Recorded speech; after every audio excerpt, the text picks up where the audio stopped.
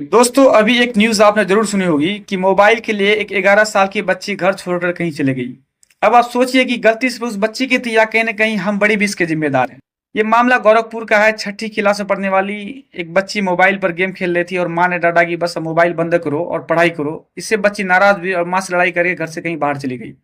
इधर घर वालों की हालत खराब हो चुकी थी। ढूंढना शुरू किया, पुलिस को इन्फॉर्मेशन भी मिली और तकरीबन 72 घंटे बाद बच्ची सुरक्षित मिल गई। लेकिन जरा उस माँ बाप के बारे में सोचिए जो तकरीबन 72 घंटे तक परेशान रहा होगा। एक एक मिनट कैसे गुजरा होगा ये वही लोग समझ सकते हैं। लेकिन भाई सिर्फ बच्ची को दोष देकर हम आगे नहीं बढ़ सकते। अब सबसे बड़ा सवाल ये है कि आखिर मोबाइल हमारे बच्चों की जिंदगी में इतना अंदर तक कैसे गया। और पेरेंट्स जो सबसे बड़ी गलती जानते हैं क्या करते। बच्चा जब छोटा था तो खाना नहीं खा रहा था तो आपने मोबाइल दे दिया। बच्चा रो रहा था, आपने मोबाइल दे दिया। हम कहीं बिजी थे, हमने मोबाइल पकड़ा दिया। और हम लोगों के पास बच्चे को चुप कराने का सबसे आसान तरीका एक ही होता है कि लो बेटा मोबाइल लो और बैठ करके कार्टून देखो। लेकिन जब उसी फोन की आदत लग गई तो हम बोलते हैं कि फोन छोड़ो और पढ़ाई करो।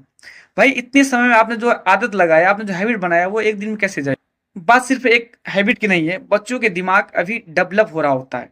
और बहुत ज्यादा स्क्रीन टाइम की वजह से उसकी नींद बिगड़ सकती है और पढ़ाई कंसंट्रेशन पर असर पड़ सकता है। फिजिकल एक्टिविटी कम हो सकती है और बच्चा चिड़चिड़ा या फिर लोगों से दूर रहने वाला भी हो सकता है। और ये चीजें अगर लगातार चलती रही तो धीरे धीरे उसकी पढ़ाई, उसकी आदतों और उसके ओवरऑल डेवलपमेंट पर असर पड़ सकता है। सोचिए कि हम बच्चों को 2 घंटे चुप कराने के लिए मोबाइल दे रहे हैं, कहीं ऐसा तो नहीं कि कल वही बच्चा उस की पढ़ाई और उसकी फ्यूचर का टाइम वही मोबाइल खा जाए। मोबाइल गलत नहीं है, आज उसी से पढ़ाई हो रही है। लेकिन बच्चे नई चीजें सीख रहे हैं, इन्फॉर्मेशन मिल रही है। लेकिन हर चीज की एक लिमिट होती है और लिमिट बच्चा खुद नहीं बनाएगा बल्कि पेरेंट्स को बनानी पड़ेगी। लेकिन सिर्फ डांट कर नहीं, बच्चे के पास आपको बैठना पड़ेगा, उससे बात करनी पड़ेगी, समझना होगा कि गेम कितना है, पढ़ाई और कितनी जरूरी है, फोन कब बंद करना, कब चलाना, ये सब आपको समझाना होगा। सिर्फ मोबाइल ले लेना या मोबाइल बंद कर दो, ये एक पेरेंटिंग का एक अच्छा उदाहरण नहीं है।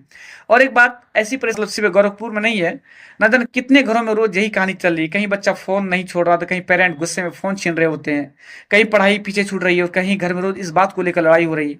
हम अक्सर तब जागते हैं ना जब मामला बहुत बड़ा हो जाता है। इससे पहले क्यों नहीं सोचते कि बच्चे को मोबाइल देने से पहले ये भी सोचिए कि उसके साथ आपने कितना टाइम दे रहे हैं। सच बताऊं तो बच्चे को हर बार मोबाइल नहीं चाहिए होता है, कई बार उसे अपने माँ बाप का अटेंशन चाहिए होता है। उसको मोबाइल तब दीजिए जब उसको जरूरी हो।